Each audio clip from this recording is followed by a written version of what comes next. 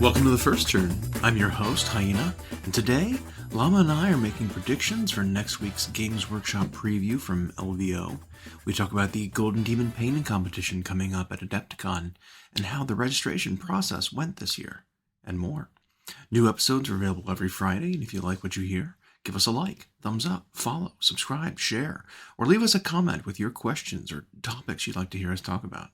We will be streaming live on YouTube for the LVO event, so feel free to join us there on YouTube at First Turn Games. Alright, let's get to it. I think they decided this needed to come out quick. Yeah. Based on the hype of Total War, is Warhammer the Old World. And the starter factions being Tomb Kings and Bretonnia, pretty low commitment, call it. Not low effort, low commitment to be able to get the factions re-released, right? Because you have existing models, existing kits, old kits being re-released. Here's a couple new plastic ones, ready, set, go. Whereas if they did, a newer faction like Cathay or something like Kislev, there'd be a lot more to it than just trying to adapt old models to work for the new, rule set. Man, I don't even think you can do it with like upgrade sprues for the old models. The old models are not compatible enough with like customization to be able to like cut a sprue to upgrade them. And the aesthetic for something like Cathay is so unique to, I mean, it's unique in the Warhammer Fantasy world, not a unique idea, but they would have to just make entirely new faction line. Yeah. And I think their goal was, after a couple of years went by and the buzz of the old world coming back, I think it was now about expediency. We've got to get it out. So it's like, well, let's take these two factions that are near and dear to a lot of fantasy players who felt it when they were cut. A little betrayal. From Age of Sigmar. We need these. So it was like, well, first things first, here we go. We'll support you guys. Get going. But they could absolutely have plans for Cathay. Yeah. If it's successful, absolutely. But one interesting thing that I had heard was they talk about some of the factions that aren't in this initial, 9 plans for this part of the world, the extended universe. The Lizardmen and Skaven and Dark Elves, stuff like that aren't included. Right. But in the lore section of the Dark Elves, they don't refer to the king of the Dark Elves. Was he a king? Malekith? They don't refer to him as Malekith. He was the Witch King back then, right? They call him Malarian in the book. Interesting. They renamed him in the Old World. They're referring to him as his new fantasy name. Because that was when he became. I mean, we assumed they always just kind of called him. He has like a draconic appearance, a dragon form, in Age of Sigmar. Yep. And like the assumption, and I think maybe a blurb somewhere said, and this could be retconned. They could absolutely change it. Said something where he joined with the spirit of his dragon, or whatever his noble companion was, and became like this draconic elf form. We've seen a couple pieces of art of him, but we've never, there's no real mention of what he looks like or what he's up to right now, other than he is participating, right? He participated in the enslavement, the capture of Slaanesh when they were draining Slaanesh and getting the elf souls out. But we don't have his faction yet, right? But they always refer to him as Malarian. We know that in a previous incarnation of him, in the world that was, it was Malekith. We know that, right? Now, Malekith was Malarian. He was Malekith. Now he's Malarian. But I wonder if it's something where they're either trying to tie his past and present together, right? Or if it's something where they kind of want to distance themselves from copyrightable names. And that could be, and Malekith is in the Marvel universe. Correct. I mean, he's a Norse. He's in the North pantheon, right? Like he is the dark elf from the Norse mythology. Correct. So like it's a little too obvious where they were trying to pull some of their inspirations from. You mean Warhammer Fantasy? Nothing was original about it. Pulling it. It was drawing from other sources. Yeah. No way. Yeah. But yeah, I'm thinking it's more like that. It's Malekith isn't. They can protect their IP exactly. They can protect Malarian. And you'll then have, I guess, if this is even a thing, a tertiary benefit of less confusion for players who are looking across who are new and are looking to get across multiple games. It's like, oh, that's that guy. Yep. Yeah. So, maybe. But just very interesting though, it's like, because back then in that world he was not called Malarian, but they are referring to him as that. It's just interesting. So, but the old world week is over.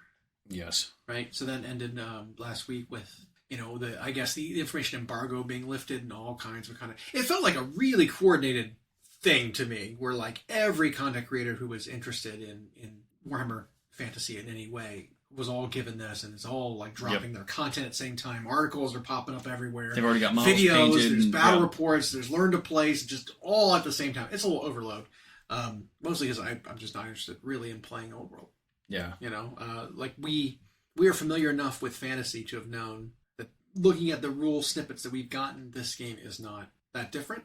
No. Right? It's a spiritual successor. It's almost a true successor. They're not calling it 10th edition or would it be 9th edition. Right.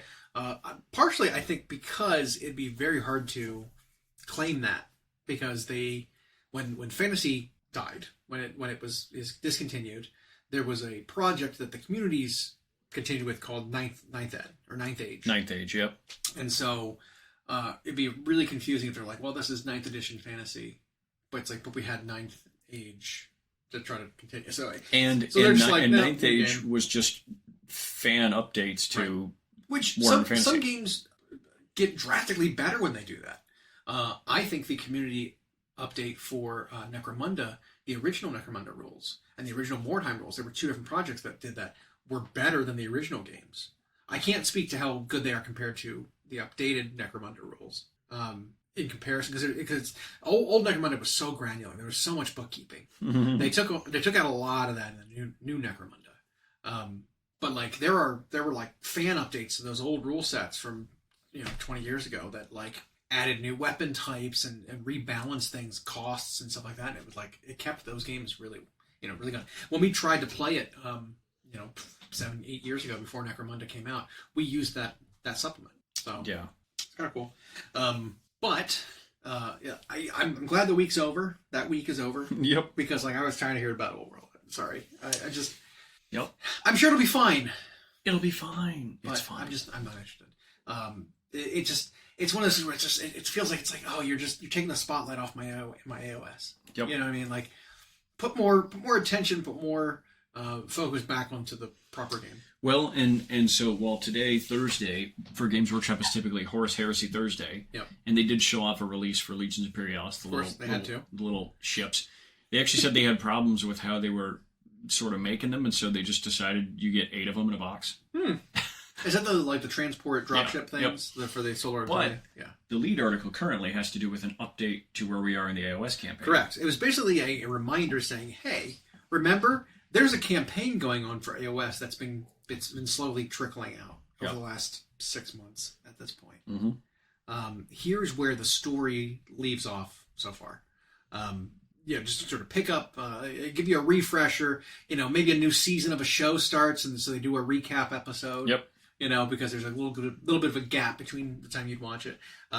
If you remember the amazing one of the models of the year model for the Harbingers was book 1, Harbingers, and that had the plague horse rider, which was just beautiful. But do you remember that model? Yep. That was part of this campaign, right. Which is, and you think about it, kind of surprising. That was like, because that came out so long ago. We're just now getting to Port 4, which is the Usharon's. What's his name? Usharon. Yeah. Yeah, so book 2, Reign of the Brute, had the destruction updates. That was where the new Troll King came out and everything like that. Book 3 was the Hunt, which was the Ionis and Belthanos. Those really cool models coming out. And now book 4 is going to be Usharon, but they kind of allude to in some artwork the fact that what's his name is still around. Kragnos is still around. Yeah. Causing issues, which they haven't really touched on. He was last year's big bad guy in last year's campaign, or was it the year before? Whatever the last campaign was, Kragnos was the culmination of that.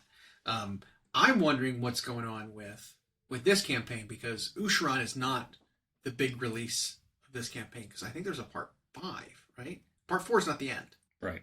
I'm pretty sure. I thought, at least originally, it was a 5-part. Right. That's pretty sure that's what they had said all along. This is the 4th chapter. Well, it sounds like some major players are trying to coordinate efforts to kind of set a trap for Kragnos. Okay. That's supposed to lead to the dragon getting revenge on him Okay, and then there is some artwork where it's Yeah. kind of looks like that. Because he killed a bunch of the dragons, right? Yeah, That was like Kragnos' that thing. was his thing. Because before he went to sleep, he was like, he pretty much exterminated this dragon race, and so like the scarred one remembers. Like I guess he was there, whereas like the newer dragons don't remember because the Seraphim started like breeding them and bringing back the dragons, right. which is why the Stormcast got dragon updates. Instead, yeah, it was odd. Yeah. But it's interesting to see if maybe that goes somewhere with the with Kragnos and the dragons brawling. If you know, because the part of the story with Usharan is that they're gearing up to take on cities of Sigmar and really just kind of thwart them. And one of the major cities, Hammerhall, which is which is pretty much the city. There were like short stories talking about how the new named character for Salt Blight Gravelords who's coming out, that that really just wild looking vampire, the Lamia bloodline one, was siphoning off. I mean, for like the way they described it is she was siphoning off blood from Usharan directly, but it's like, how was that allowed?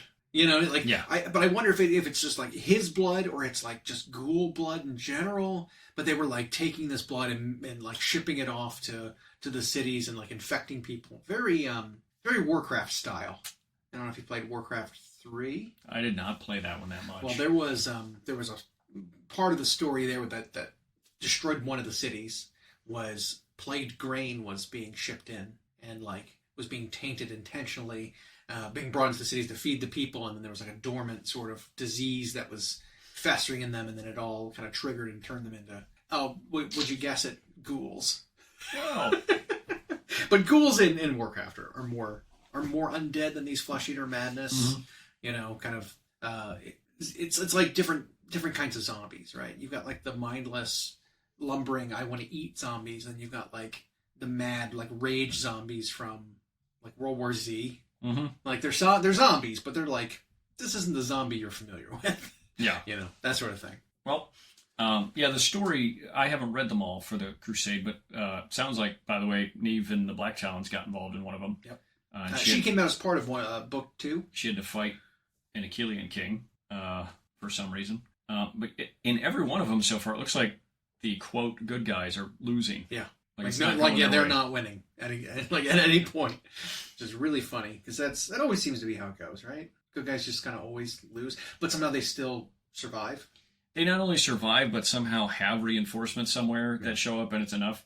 And it's funny because the numbers that they give for like their crusades and stuff just seem hilariously small. Like I know that in writing for like Games Workshop stories, the numbers are always like off by a magnitude of like 100.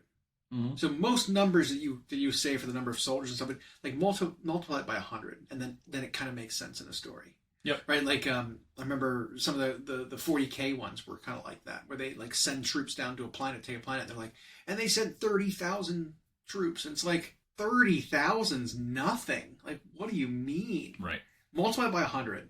You know, and then it's kind of like, okay, now the numbers are kind of making sense. But in one of the stories, they were talking about mustering the largest crusade ever and sending them out with, you know, the Magister of Hammerhall and what's her name, you know, the Thalia Vedra is leading this grand crusade, and they're like, her and 500 troops depart. It's like 500? Yeah, that's nothing. Yep. 50,000? Okay, that's better. Multiply by 100. Yeah, you know what I mean? Like the numbers are just hilariously off sometimes. But in the artwork, it's the opposite. Right. You'll see an endless ocean of troops with no tactics, no formations. They're just smashed into each other. I guess Alariel, Croak, Krondus, and Karazai. That's the two new dragons. Yep. And then Alariel and Croak have foreseen Kragnos' arrival. Okay. Since, let's see, the Garmonite Dawners find little reprieve across the scabrous sprawl, harried by roving packs of ogre gorgers. Belthanos and all these other ones were like losing when Kragnos showed up, and then these four apparently foresaw this, and they have some plan in motion to waylay the end of empires, spearheaded by Krondus himself. Okay. We'll see what that means. Now, is that saying that's going to be in the fourth book, that story? Is that what it's saying, leading up to the fourth one? Let's see, book 3, The Long Hunt. Or is that book 3's has that story in it? Yeah, has that story in it. Gotcha. And then book 4 is the But I don't main think thing. it's resolved that, until later. If there's one thing, like, I think their writing is better with this stuff than it used to be in the days of legit listing the name of a formation you're trying to get people to play, or the bonk on the head you is weak. But they still, in my opinion, do too much for like the big name drop. You're right. Every big faction leader is always present at every battle. Yeah, They come to blows with another faction leader, and it's always a the conflict where one of them should probably perish, mm-hmm. and then they both just kind of like, I've met my match, and Something happened, and they like split, and then Yep. they both survive. and Like this, Karandus fighting Kragnos. One of them should probably just die in the story. Yep. That's probably how it should end. Mm-hmm. But they won't. No, and there's always something that for some reason causes an entire battle to just stop happening. Mm-hmm. Like, Yep. and good guys somehow Alamo or Teutoburg Forest every single one too, where there's only a handful of them, and they're just holding off until someone Gandalf's over the hill and saves the day. Like you write that a little too often, and it's just like it becomes predictable, or the big fish eating the Because that's part of it, right? It's like, I can skip the supplement. I don't need to read the story because I know everyone's going to survive. Yep. It's that kind of thing. It's or like, a named one we've read about before but doesn't have a model will die. right, exactly. There's not enough stakes, I guess. Yep. Speaking of steaks, I can eat. So like they released that article this week, kind of like remind people, hey, AOS is still a thing, because just because Old World is getting all this attention doesn't mean AOS is still our second game. going It's still away. our right. Yeah. And so like that's good. That's good that's a reminder. It's not a lot of information to go on of like what's coming or what's here's a model teaser and like that. But we are going into next week where we've got LVO. Yeah. And there will be a preview event there. Correct. I expect to hear some big news because it's one of the it's one of like the 4 major reveal events that they do at like conventions. Yep. And so that one followed by Adepticon 2 months and then afterwards, Warhammer Fest and then 3 Warhammer months. Fest. Yeah. Like there's going to be a lot of information coming up, and January through April. and I kind of appreciate the fact that the beginning of the year is so loaded with like time slots to like reveal stuff, because it feels like everything comes out at the end of the year, and then we learn about everything at the beginning of the year, right? That's like coming out later down the line. But that means that like that works out for Christmas time reveals, fall major releases, summer campaigns and new editions that happen generally in the summer whenever they do, and like this is the period where we kind of see all that, which I love. Like I love that part of the hobby. Yep. It's like knowing new stuff is coming and knowing new, because the only other one we really get like that, other than when they do their internet previews, which are usually much smaller. Yeah. Otherwise, you then wait till Nova. You wait till September before you get the next big one. But I do like that they've now got 4 basically of these big events, even though 3 of them are in the first 4 months of the year. Right. But whatever. So they do have to like spread it out a little bit, right? Well, you have 3 such large events. I mean, LVO, while not really a convention, I think it's turning into one. Right. Because even though it's just the world's biggest Warhammer tournaments, other miniatures companies show up there. They now have painting competitions there. Like it's starting to become kind of convention-y, even if they don't have much of a vendor hall. So they're like, hey, this is the biggest tournament for Age of Sigmar and 40K. Let's show off all our stuff. Yep. Adepticon because biggest miniatures convention in North America. And then it's like, well, our own is Warhammer Fest, so we can't not show something there. And they typically have that in April. Yeah, and then you're right. And then the summer, it's just like people doing tournaments, people have more time, I guess you could say, in the summer to do stuff. And so now is when all the releases start coming. Yeah. No, it is a great time of year for that. Not a great time of year for weather. No. But it's a great time of year for the reveals. Yeah. But, you manage. Yep. They did also show off a new box set for Stormcast, which I'm not excited about the contents because I've already got 3. All of it? I've got 3 Andrastas. I don't need more. Right? So I've gotten so many of that box set. It's like I've got extras of this model. This one comes with 1 in it. Yep. And then pretty much... And she doesn't make anything else? No, like her kit just does? her. Okay. And then there's like some paladins with the shields. Yep. And then the guy with the banner are all part... I think they were all kind of on the same sprues, which is why they have to come together from the old release box. Yeah. But that sprue plus a chariot, which I've got a couple of those. I like the rules. I think they're very good. Plus Vigilors, the greatsword guys that don't have greatsword stats. They just have like 1 damage attacks. Yeah. Are all in one box together now called a spearhead. Spearheads from Cast Journals. Well, I guess speculation is that, like, what is a spearhead box? Is it the new Vanguard? Is it the new, start collecting? What is this term? Well, they started doing that with 40K when we're doing these combat patrols. A combat patrol is a self-contained box of models that's meant to be played in a different format altogether. Yep. And these combat patrols are balanced against one another. Kind of points wise, it's what the intention is, and they're meant to be played with that box only. No additions, no subtractions, no choices, nothing. Here's your data sheets of things from this box. Play against another. Learn how to play another one. Yep. But that was in the 40K rulebook, I believe. That version of the game. It is. Yeah. It's a different way to play, and it's like a different mode. Well, AOS doesn't have that. Spearhead, right? Yeah, so it's like, what is this? Is this forecasting a little bit? Is this a little foreshadowing of, like, this is coming? Every army's going to get a spearhead going forward, where it's got, like, here's a new box set that you just play with this? Or is it going to be a new subset of the way list construction takes place? Right. Where you're choosing your battalion or whatever, and then it says you can have alternatively a spearhead. Right. Or like, it's a regiment of renown kind of thing. Right. Where it's like, you bring this module into an army, and then it's, you get this rule. Or either way, though, that might be forecasting. That might be a little. Here you go, thinking. guys. So maybe there is a new way to play coming out later that isn't Warcry as a skirmish thing. Maybe it's like a skirmish scale, 500 point. I mean, within perhaps a new core rule set for Age of Sigmar. Exactly. I mean, that box is probably about 800 points. Even Drosta's sub 3, Paladins are sub 2. Call it 500.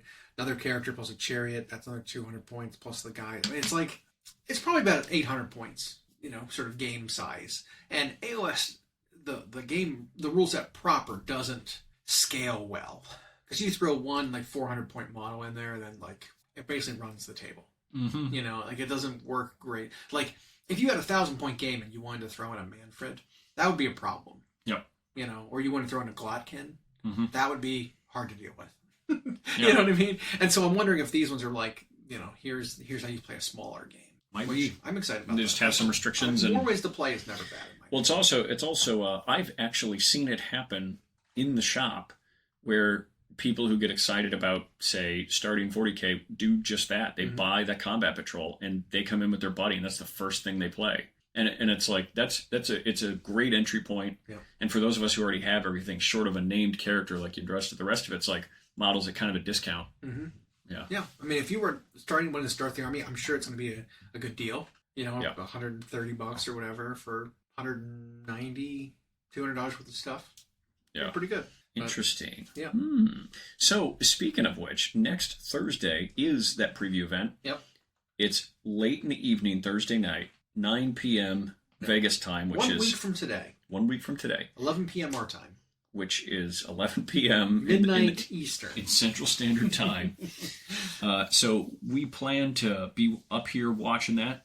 We'll try to run the show live. Yeah. Like I know last time we had a technical difficulty with that, but we were just locked out of it. Just locked out of it? Until, like, the next day. So, Yep. But we might do it, like, on YouTube even? Yeah, I think we're going to try. Do we want to have a camera or anything? Yeah, I think we'll be on there with our... maybe I'll shave. Maybe I'll get camera ready because this will be a first time showing ourselves. Maybe, So I think that's. Or it could show our hands, and you could just see, you could hear the, and then the hair just falling off. Yeah, we'll have a pre-stream stream, which will be just grooming. Yep. Prepping for the stream. We'll just get yourself a hot towel and yeah, exactly. Go that far. I don't know what is there a market for that? I don't know. I don't know. Speaking of which, I don't know if you've ever been to a place where they offer you the hot towel, but the interesting just an airplane. The interesting thing is, like, their hot towels somehow stay hot forever. Whenever I've tried to do that at home just for fun, it's like you get it, you wring it scorching out, hot, put it on your face, it's already cold, and then 30 seconds and your skin's adjusted, and it's like, oh yeah, wow, I don't get it. Water can only get so hot. Can only get so hot, and your body can only tolerate temperatures up to a certain level. Like how does it stay hot? Just holds it so sense. well. I wonder if it's a special towel. Something with a different what do they call it? Different I don't know. It couldn't be an electric blanket because it's wet. No, you're right. No. What's the property? I don't know. Some sort of. How are we not remembering this? We're gonna remember it after. I don't know. I loved science. Yeah. Why am I not remembering this? Specific heat. There you go. Yeah. So I think specific heat's the thing. The term. It's how much energy it takes to increase or decrease by 1 degree. Sure. And so like something with a higher specific heat means it takes more energy to decrease. So something will stay hot longer because it has to give off more energy to decrease its temperature. That's why water is such a magical substance, because it's got these crazy properties to it that other things can't keep up with. Like water's a great buffer for temperature because it takes a lot of energy to heat up water. And so like you get a hot piece of metal that's 1,000 degrees and you put it in water, it's like, yeah, some of it will boil, but generally you're not going to turn all the water into steam. It'll cool off the metal way before the water goes away. Or like the angles of a water molecule means that it can be very, very tiny and still like have, adhesion and cohesion and do these weird things that most other chemicals can't do. It's pretty great. Anyway, chemistry. Specific heat, I'm pretty sure is the term. Quote me on it. Think about this when diluting your paints, folks. Yeah. But yeah, it's exciting tomorrow. Exciting next week. I'm excited to see what preview events like these are always great. Yeah. Just because it's like the games we're going to be seeing are like the heavy hitting games. Yeah. Right? We're not going to be seeing. I mean, I guess technically your Titanicus and your Aeronautica are all rolled into the same game now. Yeah, they're all part of Legions Imperialis. So there won't be like these separate events to show off. Like here's new planes for Aeronautica. Yeah, well, and they've said, so it's interesting, is while they have said that those games can still technically be played on their own, all those models are now available to Legions Imperialis. They all Which have I think rules there. I think it's a really smart way to do it. And what a bigger game it makes it. Yeah, because like why not have them all just in the same in the same box? It's just new Epic now. Yeah. Which I assume. I maybe don't assume. Maybe they won't actually refer to it that. Like they've called it Epic Scale already. Right. But like they could just give the name. Again, I think Legions Imperialis is an easier IP to protect. Right. Yep. So here's the preview event. They say Warhammer 48,000, Warhammer Age of Sigmar, Warhammer the Horus Heresy, Warcry, Underworlds, Kill Team. Perfect. So everything but Necromunda, Blood Bowl, Old World. Necromunda, Blood Bowl, Old World. Yeah. Legions Imperialis. And Legions Imperialis. So those 4 are not seeing anything. Okay. Yep. Awesome. Love it. Yeah. 3 40Ks and 3 AOS systems. Love it. And while we can make our predictions, we're always bad at the Underworlds one. Yes, we'll say that. That one's so hard to guess every time. Warcry can also be tricky because Warcry warbands tend to also be AOS proper warbands, just like Kill Team units end up 40K proper units. And I think that's also why, for Golden Daemon, those are included in the same respective categories. So let's see, let's start there. Do we have anything in the rumor mills that we might suspect, or in the advent calendar that we might suspect? So I believe there are a lot of advent calendar things that have not been... That we haven't seen yet. Not been paid off. Yeah. So if you look at the list of all of them, there's a spider skull, which was showed off like, I don't know, years ago now. I assume it's just going to be some kind of basing thing. So I'm not that excited about it. A lot of stuff has been paid off recently with there's some new store exclusive models that solve some old ones. The models that were showed off for Dark Angels. There you go. Solved like 6 of them. Yeah. So like that knocked out a big chunk of what we were showed recently. But there's still just like a handful of things that feel like they go together, but it's hard to like really place what it actually is, right? So you have clearly some kind of chaosy aspect. It looks like a fantasy chaos kind of thing. You've got like armor plates that look like Varangard horses, that kind of style with the same like classic chaos spikes. You've got horse hooves. You've got maws that have weird dangling tongues out of them.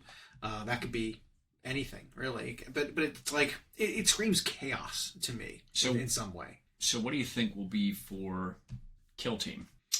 Oh man, Kill Team. Because now we already have the scouts and scorps. We called them. I mean, I think I predicted the scouts were coming. Yep. Yeah. With how good the scout rules were. Yep. In the new book, it's like scouts. And so we've seen that. I don't know. I'm trying to think of factions that haven't got a Kill Team already that need one. But I don't think they're going to duplicate and do another Kill Team of a faction that's already had one recently, right? So I think Tau is out, right? Because they've got both Pathfinders and the Kroot. I think like Tau are done. Space Marines got their Scout Kills Team now. Yep. And they also had a Phobos one. They had a Phobos one. Yeah, that was like those are your kill teams. You're not going to have like heavy interception stuff with proper kill team rules. I wouldn't think. I could see maybe like an AdMech kill team of some kind. I wonder if we'll get one that was rumored a long time ago. The Drukhari Mandrakes. Oh, the Mandrakes, yeah, because we were supposed to get them versus the Night Lords. Yeah, it was the Night Lords, which we had those revealed. Yeah, but they were supposed to be versus Mandrakes, and that never happened. Nope. The Night Lords just ended up an upgrade sprue to a Chaos Legionnaires But kit. I think it's going to be released in a box on its own. Yeah, it'll be like the Night Lords, Terror, Shock Troops, whatever. For a kill team. But it's usable in 40k, obviously. So, cool. Mandrakes, though. Yeah, I wouldn't mind that. If the kill team thing is going to be a new unit and not just like some sort of rules thing or a new way to play or whatever. Yeah. I like that. And they could use it. That'd be sweet for them to get an update. But I wouldn't be surprised if we saw something like AdMech get something, because they haven't really gotten much recently. Their codex is on the way. Yeah, that's true. So it could coincide, could line up really nicely. There's a couple weapons that I think maybe could even be associated with the kill team. There's like weird hatchet Bowie knives kind of bit. There's I don't know, a shaped charge like rocket nozzle with a tripod. I don't know. It feels like a RPG, that could be for something. I could see that being kill team. You've got Kroot stuff, like boxes of munitions and stuff that I could absolutely see being scatter in a kill team box. Explosive arrows, probably Kroot. Lots of barricades with bullet holes, and you know what? Steel Legion. Maybe Steel Legion will get a kill team, because like there were some of those things that were kind of rumored to be. They got their trenchcoat kill team. Yep. Which are called, I don't remember. Death Krieg. That's Death Corps. Jesus. Death Corps of Krieg. Yeah. Krieger. Yeah, we got that. So it could very well be that Steel Legion. I think it'd be cool. And there's a couple things, like lots of like barricades, because the Steel Legion generally fight in like cities, because the Steel Legion are from Armageddon, I believe, which is where there's a big like ongoing, maybe even still. There's been 3 massive wars there versus the orcs. Yeah. And so I could see Steel Legion going along with all these like sandbags and like bullet holes inside of like posts and stuff like that as like some of their scatter, doing more like city fighting as opposed to like whatever the most recent season was, where it's like fighting on a water world, which was super weird. Yep. So who knows? We've got Kroot, lots of Kroot stuff. Well, I think the Kroot stuff will be it for Tau. Yeah. Which may just be like the cavalry that we've seen that silhouettes of. Might be a bunch of pictures from just a couple of models. Yeah. We've got some weird like taloned feet that, clearly, they look some kind of monster people. I don't know. Could be for either Vespids? game. Maybe Vespid. I don't know if they'll ever do that. There's a Chaos Spear of some kind, which could be, again, anything. Yep. Could be 40k, could be OS, who knows. But that would be interesting if it paid off a rumor of a Varangard hero or a Varangard character to lead the Varangard units. I could see like the Fell Spear, kind of that we've seen, where it's like a Chaos Star with like smoke. I could see it being some kind of new sort of Chaos character. For Warcry, which is the AOS kill team. Yeah. Do we see anything The cool thing about Warcry's aesthetic, though, is it's like typically lo-fi, low-tech, because it's not always soldiers proper. But do we see anything in there that looks like that? It looks like AOS Light. So I have hopes and I have dreams. I'm hoping for Skaven in Warcry. More Skaven, okay? More Skaven. They got Underworlds recently, right? Yeah, no, kinda. I mean, they had the Plague Pack, and they had the Assassin one. Yep. We're talking about Warcry, though. So Warcry. Some unit for Skaven. I want a Skaven Warcry unit. Okay. That's what I want. Skaven in the jungle. Or if the jungle season ends, just Skaven. Just give me Skaven. Yep. But I say that because there are some clawed feet. There are some clawed hands, like gripping rocks. Yep. I think it totally could be along those lines. Some sort of rat. Yeah, maybe like a rat ogre. There's like severed heads tied with like really. But we know that anything can be a rat ogre. Absolutely. Yeah. As I've demonstrated, I can kit bash anything to a rat ogre. Yeah. But them, and then I'm maybe Nighthaunt. Sure. Yeah, I think because there's ghosty stuff. I think there goes ghosty stuff. I don't know where else the Nighthaunt would fit. Maybe in Underworlds, but they'd gotten a warband recently for Underworlds. It was like the Headsman's Curse, I think is what it was called, which are like just like the Executioner with the greatsword. Yeah. So if we go to that, if we go to Underworlds, I'll just Beasts of Chaos. Why not? Because I never know what to pick there. Mm-hmm. So whatever. Beast Warband would be cool. That would be. They haven't gotten one in a while. Yeah, why not? Only a wish list guess because I can never predict. I mean, there's a set of wings. Maybe it's a Morgor type. Some sort of shaman. Not Morgor. Another one. Malagor. The Dark Omen. Yeah. That type of character. That'd be slick. I think that'd be cool. That's a faction that I'm kind of like worried about, right? Because Beasts of Chaos, I don't think have ever really fit in AOS. Well, they haven't given them much in the way of. They got like a single plastic lord, Beast Lord, yeah, and that looks great. Yep. And I think they got a Bray shaman. Yep. For a thing. They did. I mean, it was a while ago, but yeah. And we did see they are on the list of 9 in the old world. Yeah, and then when they had an opportunity to expand them with stuff like the Theridans, the Ogroid line, they put them in Slaves to Darkness instead of Beasts. Well, let's talk about that, right? Mm-hmm. So Slaves to Darkness got Ogroids, the Ogroid, both the character and the Theridans. The Tzeentch Ogroid went into... The Thaumaturge, yeah. Yeah, he went into... Disciples, as well as the Zangors and the Zangor Shaman and the Enlightened and all them. Mm-hmm. I mean, they're all still takeable in Beasts of Chaos, but they're not for that army. No. They came out with the Mind Stealer Sphinx, which was a beast of chaos. A magical beast. They had the Femoid Crusher. The Femoid Crusher, who was like... Cyclopean guy. Yeah, through rocks. They had the Marshal, which was the Centaur. Yep. Who went into Beasts. Didn't go into Beasts, went into Slaves. Yep. It's like, these were all models that you could have just put in there. Mm-hmm. Why? You know, like, it's another case of that, if they're going to continue the faction. It's a case of that, like, you designed this model, and you put it, like, you liked the design of it, and you needed to figure out where to put it, and, like, a release window came up for a specific army, and you had this design, and so you kind of, like, forced it in, right? It's the same thing with the Beast Negas for 40k. Oh, yeah. It was an absurd thing to do. Why did you give just savage orc models to 40k orcs? That's not how they operate in 40k. Well, not only you know what that, I mean? Like, not it doesn't only make that, any sense. When the 40k orcs themselves, among the Xenos lines, already have a pretty big roster and just needed a lot of updating, and give them something new in their mechy orc style, and instead they went, well, here would be a great update for, let's say, Bone Splitters. Yeah, the proper savage orcs. And the only thing we're going to give you that makes you think they're 40k is one of them rides on a... As a wheel instead of a leg. Yeah, rides on a tank pulled by beasts. Yeah. And then some of them have like pistols or whatever. But it totally just fell out of place. Yeah. They're cool models, wrong game. Yeah, absolutely. I mean, I kind of think the same thing with Votann.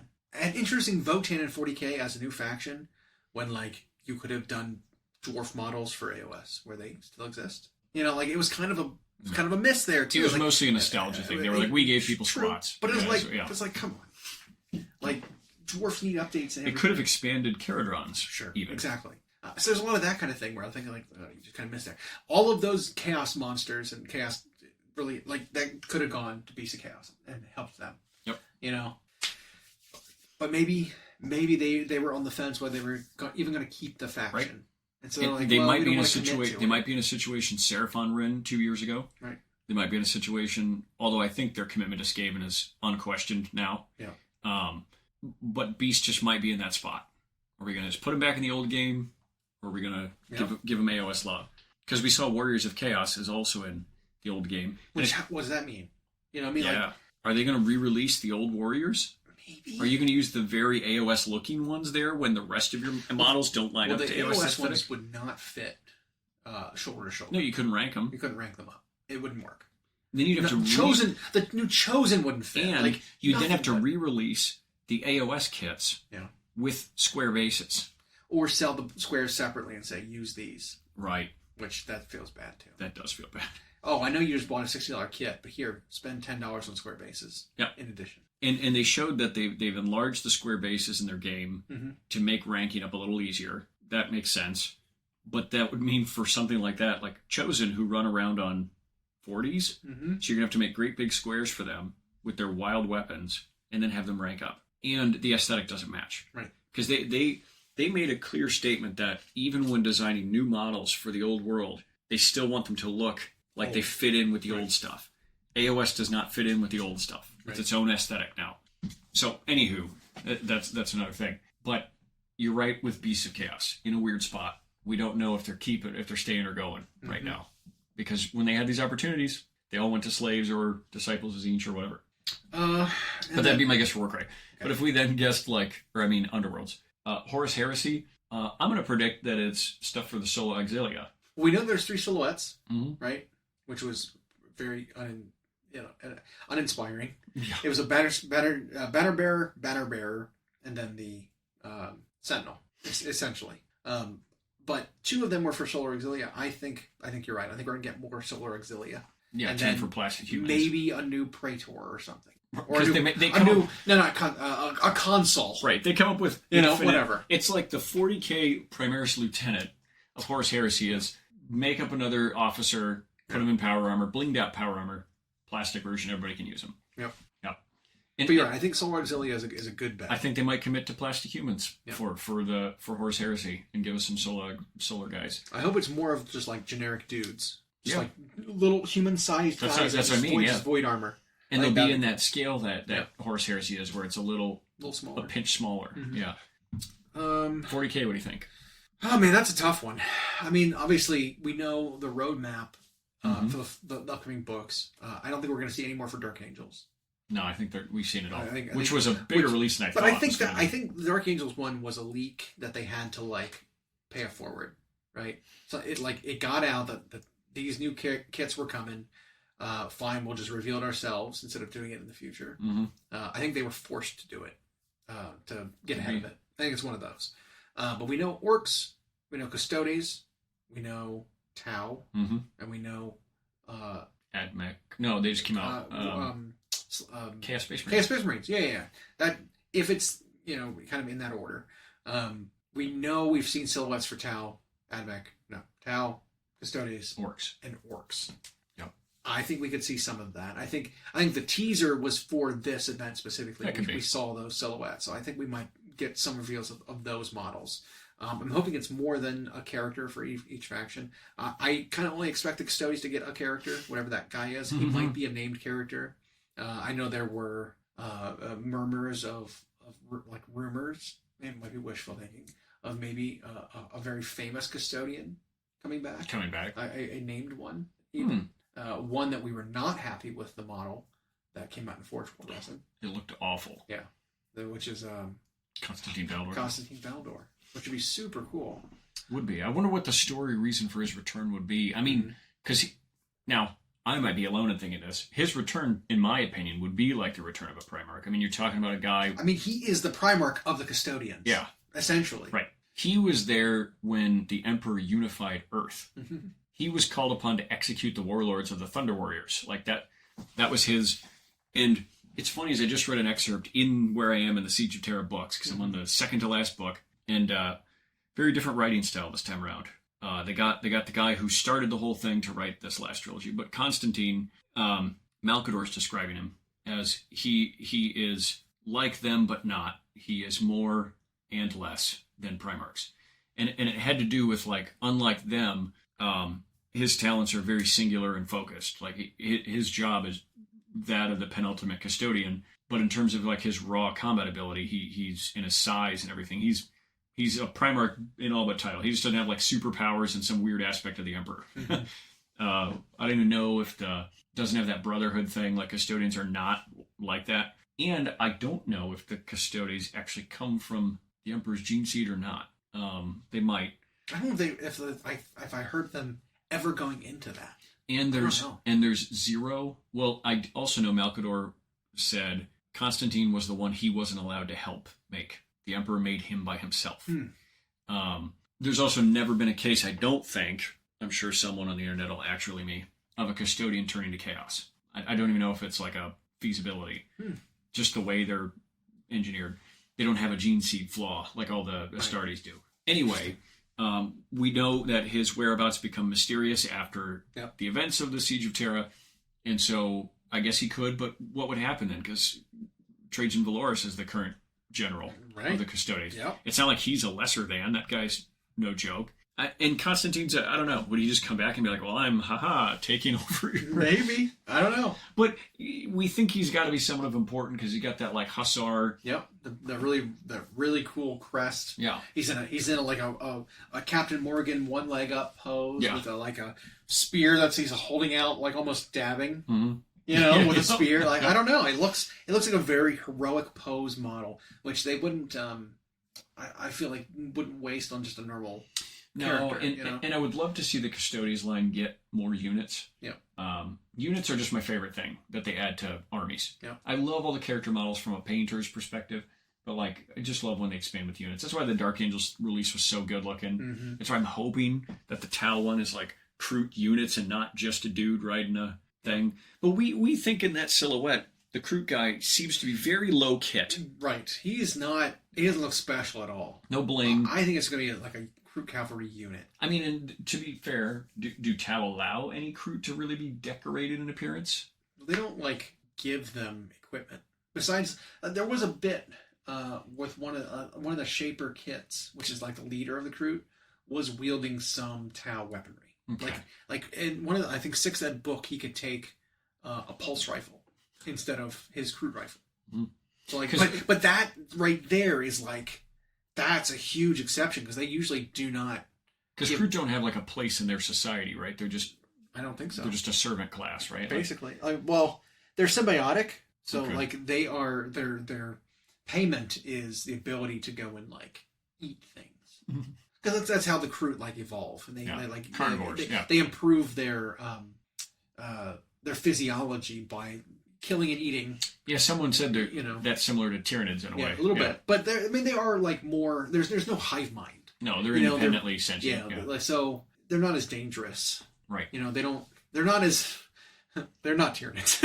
No, but their physiology working that way. Correct. And there's always an interesting thing about what would happen if the Kroot and the Tyranids met and, like, one was able to eat the other. Because either way. You gain all that information. It's like it's bad, mm-hmm. right? Because the Kroot were able to eat Tyranids. Would they gain the hive mind? Would they gain psychic abilities? Would they be able to, like, hyper mutate? Would it be like when would they gain, like, the chitin of the Tyranid? Like when Tom Cruise on Edge of Tomorrow mm-hmm. Or Live Die Repeat, whichever version you're watching, when he was killed by the Alpha on the battlefield and then absorbed the Omega's information about, learned the race, the power to reset the day. Mm-hmm. Would they tap into the hive mind? Would they become a synaptic creature? Right. Or would they just gain pure bio information? Unknown. But it could be the same way. It's like, I think the Kroot are able, in the story at least, able to hyper adapt better than the Tyranid is able to. Yeah. And so, like, if the Tyranid was able to eat Kroot, would it increase their ability to mutate faster. That teach them how You to know what I do mean? Like, a so quicker it mutation, can right? probably be bad either way. You know, Yeah. like the Kroot would become like a major threat in the galaxy if they could Out of like nowhere, Tyranids. Yeah, who knows? But but okay, for the 6 games, we got a little sidetracked there. Yeah. So What are we locking in for to, answers? We're down to 40K now, though. Yeah. 40K Okay, in AOS. so 40K. What are we getting for 40K? I'm going to go boring. I'm going to say we just see the reveals of those silhouettes. Okay, just those silhouettes, nothing more. Yep. We know the order of the books. We're going to see some book covers, and Right. here are these silhouettes being revealed. Right. Done. Yep. Okay. And then AOS. I think we get the preview of campaign part 5, Okay. whatever that's going to look like. Now, whether they're just going to tell us it's coming and show us a little artwork, or actually show us a sexy model, I don't know. So we haven't. I don't think we've figured out everything that's coming in book 4 yet. Nope. We know if there's a vampire character. We know Usharan. Mm-hmm. There's like a couple of foot characters that haven't been released yet that are coming eventually. Do we think anything else is coming out in book 4? You know, most of them have been just like a surprise, so it's been that's been hard to guess. Mm-hmm.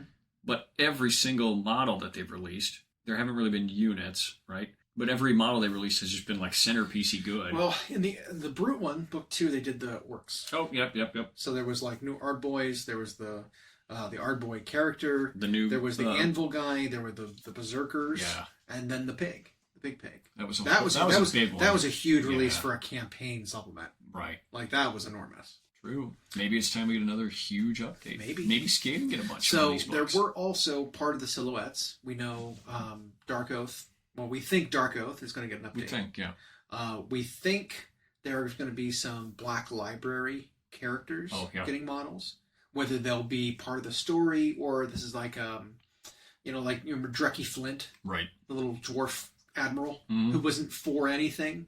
He was just like, here's a new character. Yep. You can take him in this specific city, you know. With his little triple gun. He does his triple gun and his like axe harpoon. Yeah. Yeah, so that guy. You know, like so maybe it'll be something like that where it's like, hey, here's a couple of really cool models from this book and from Hammer and Bolter.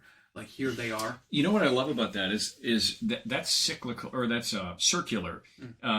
For one, they've got the ability to make models in a way they never have before. So now these characters they write about, they can envision and then make it. And then it's like we're going to release this guy who's from a story. So for those fans who've read it, they're like, "Oh shit, we've got this guy." Yeah. And then the people who haven't are like, "Well, now I might go read that because this is a cool looking character." Yeah. So I think that's a good way to feed Absolutely. itself. So yeah, it could very well be Black Library character who's named and maybe only functions in a particular whatever.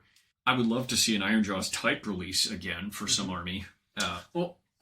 Because like Fire Slayers, for example, have been featured in all of these campaign stories. They have. Give them. Well, they got a character. They did. They got a character from the first campaign, Harbingers. Mm-hmm.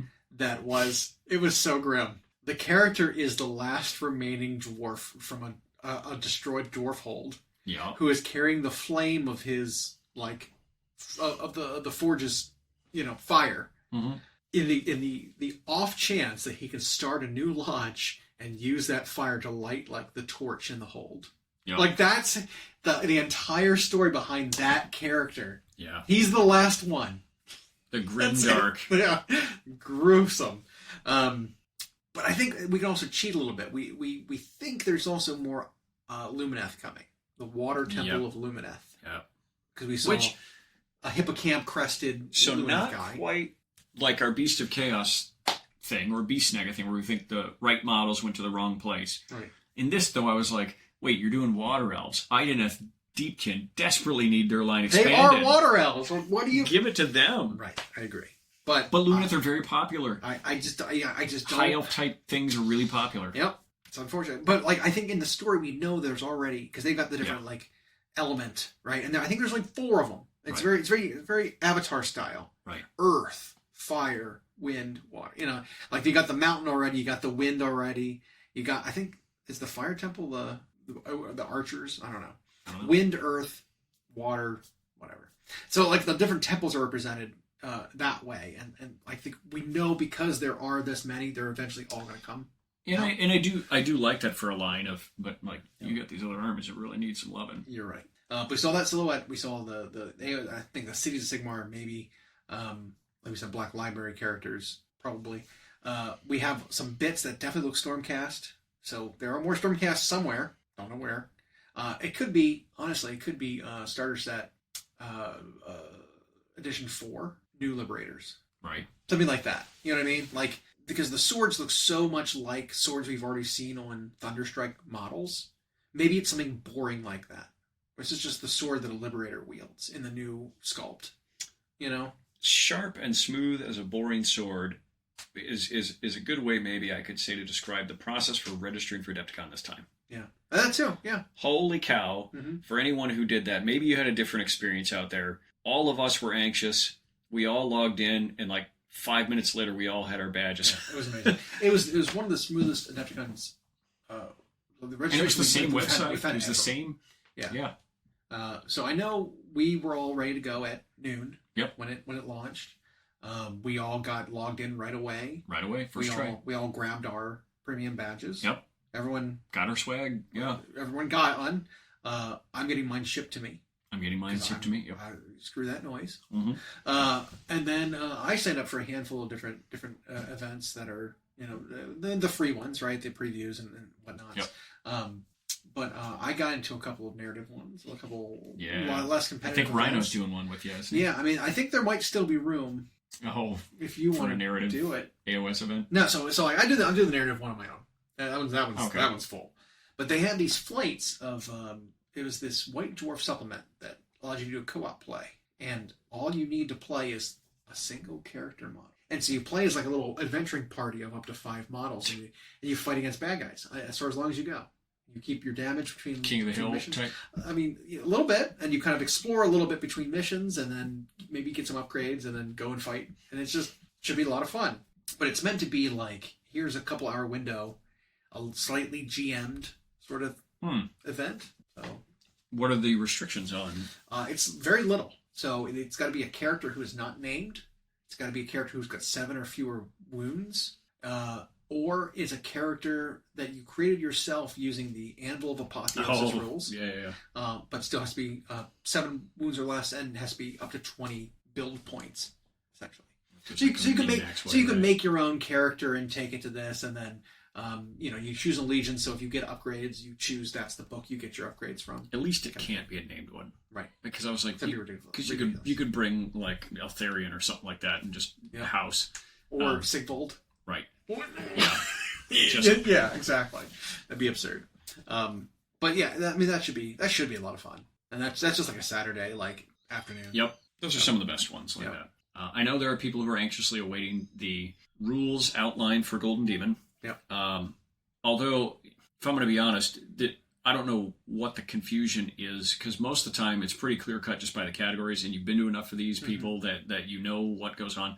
The only areas where there are vagaries right now are because they gave things like Horus Heresy its own category. Okay. But it's just one category, and it doesn't say single mini, unit, vehicle, Primarch, whatever. Right. And so people are like, well, I don't even know if this Fulgrim I'm painting is valid because it's a monster. Mm-hmm. Is that going to go in 40k monster, or is it going to go in Horus Heresy? So that I get, but I guess my question to that is most categories it's easy to understand what you're doing. And if that's your question, I mean, do you have another one you're painting for the 40k monster category that's what your holdup is? Right.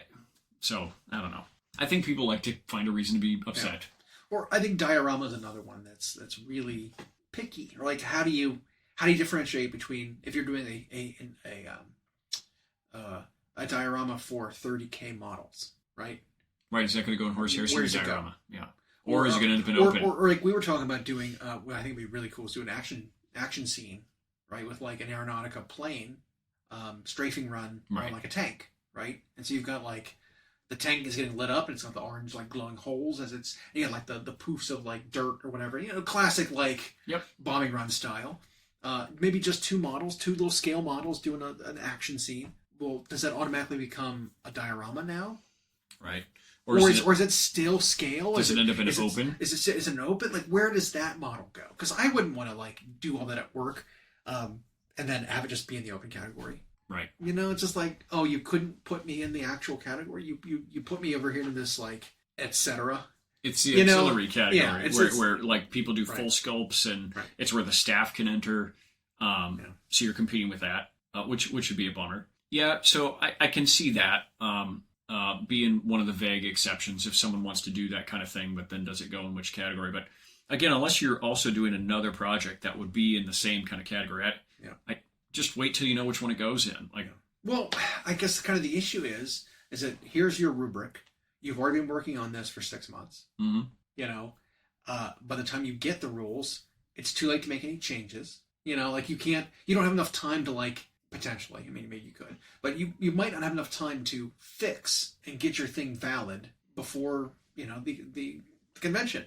And like, that would feel bad. It's like, I've been working on this for so long, and then all of a sudden, well, my thing doesn't qualify, and I don't have time to do anything about it. I feel like every now battle scene or duel, since diorama duel is now one category, I feel like no matter what game system, it might end up there. Okay.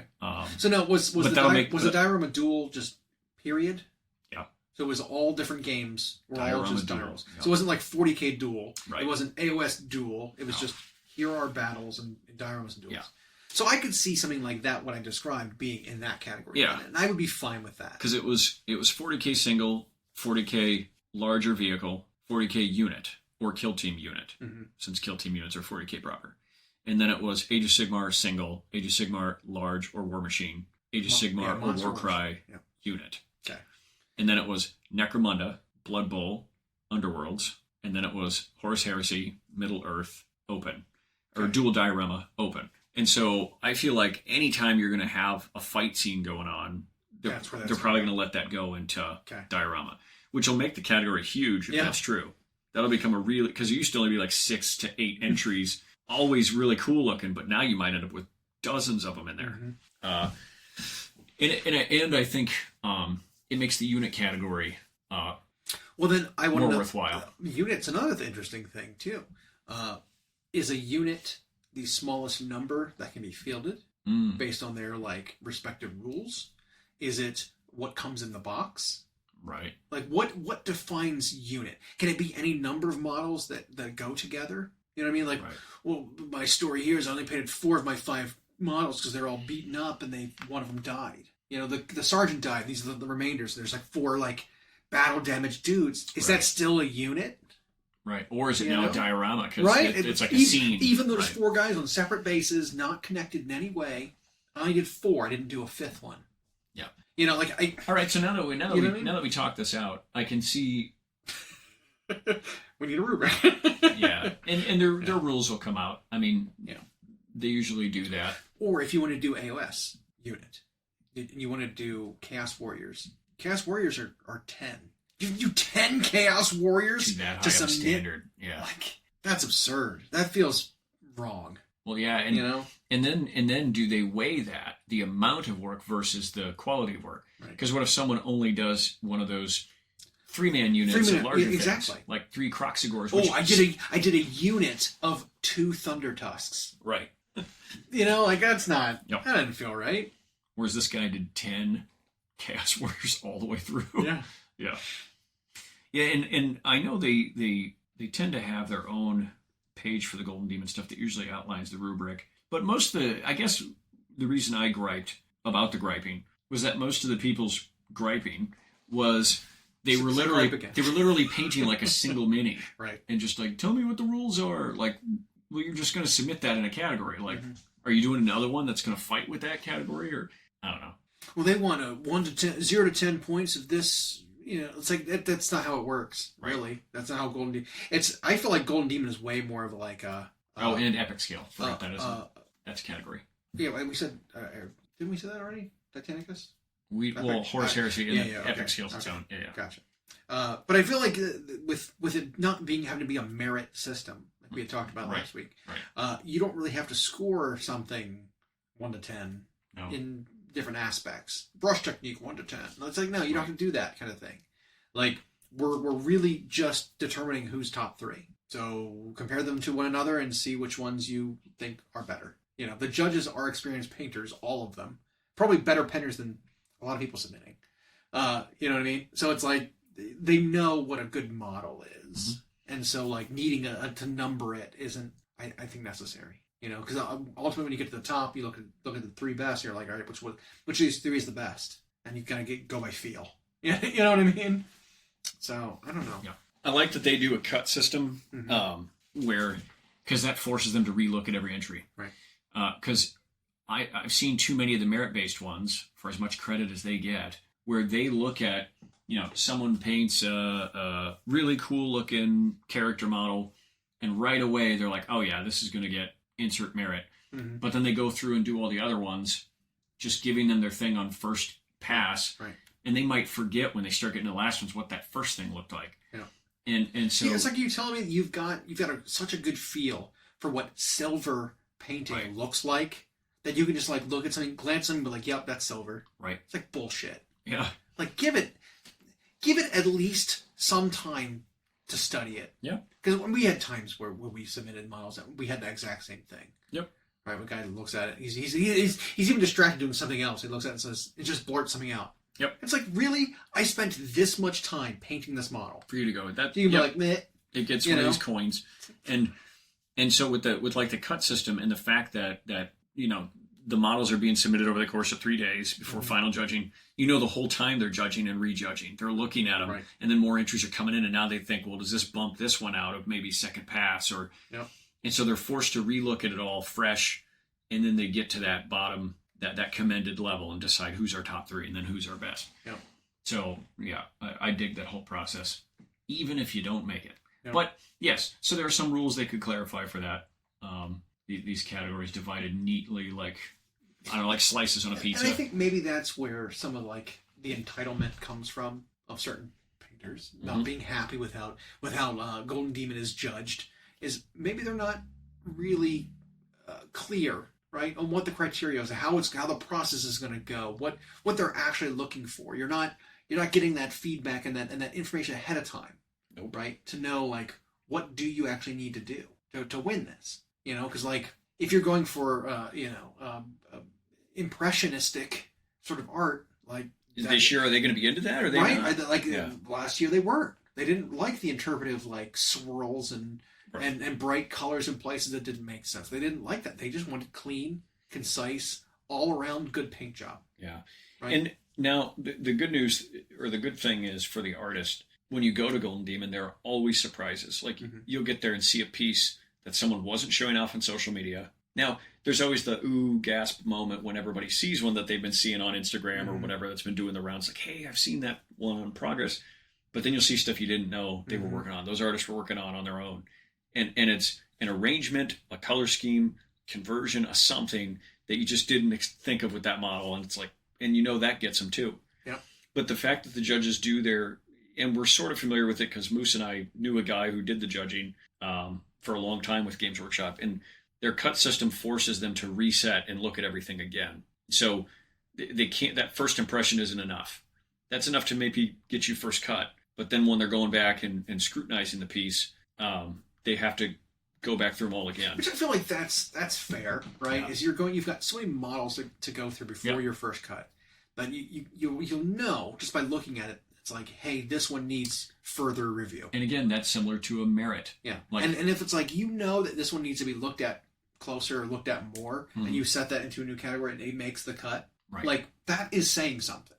Yep. Like it's not saying, I looked at this to the best of my ability on this first pass. I will remember further down the line what this one was. Yep. You know what I mean? It's like, no, it's like this one, we're not going to look closely at the models this first pass. Right. We're just going to whittle down to the ones that we think, warrant more looking at. Right. And because they're starting to do that as they're coming in, but then more models could come in 36 hours later that look great. And now you've forgotten the other stuff that looks great. And so the fact they do that round by round system, and then they won't start their finalist pins and stuff until everything's in, and then they can go scrutinize it. I, for one, have to say that's an exhausting weekend for those guys. But I also think that's one of the most fair ways to do it. If you were going to choose a top 3, you got to relook at everything again and again, and then you have to do what people don't seem to like anymore these days. That you have to start comparing. You have to actually start comparing stuff. Like, makes this one commended versus just finalist? What, these two are here. Which one's fourth and which one's going to get third? Like, that's got to be grueling, but I dig it. Yeah. So I mean, we're not ready yet, but we're getting there. Yeah, and we're getting close. Having a lot of fun too. I was taking a look at some of Moose's entry, and it's getting there too. And I'm stoked for his because he, his normal process when he started this piece a couple months ago, he would have knocked it out those first couple paint sessions and just been like, I'm good to go. But he has slowed way down. He, took the pieces back off the base and he like has looked and re-looked at them over and over again. But he's actually getting excited about it. And then he had all these ambitions to do multiple entries. But then he was like, well, I'd rather just slow down and do one right than try to get 5 in playing the numbers game, because you really can't with Golden Daemon. Like, it won't fly. If you've rushed through something, they'll see it. Like, I mean, other competitions, sure. Get as many categories in as you can for Gen Con general. Yeah. Whatever. But unless you've been working on it for a long time and you're trying to submit multiple top tier entries simultaneously, like, don't go in thinking I can knock out multiple. Yeah. Like, it's just... Well, and there's a mentality there. In an age of instant gratification, it's tough, where everybody's impatient and there's no attention spans. But like Richard Gray has a great philosophy on it, where he'll start working on a piece, and if he really likes how it's going and he thinks he could push it to be a Golden Daemon worthy entry, and he decides that's what he's going to do, he won't rush to get it done. If it's not going to be done until the next Golden Daemon, then fine. He'll only enter one this time and save that one for another. It's like doing it right instead of just getting. Man, that's such a long wait though. It is to like get it. Now he usually gets to go to both. Yeah. He's coming to Adepticon, I guess, and then he usually gets to go to the UK one, which is only 1 month later, 6 weeks or whatever, 5 weeks. But so he has kind of an advantage there. He buys himself time on a couple, but you're waiting a year to come back around most of the time. So I can see how that makes people impatient, but I think this was a really good exercise for us because we start every year. And I always think of the start of our year as like Adepticon. And we have so much fun there and we get so inspired to do so many projects. But then as the time goes by and you're like, well, I've still got a year. Well, I've still got 10 months. We've still got 6 months. And so we're at Gen Con now. We still got 6 months.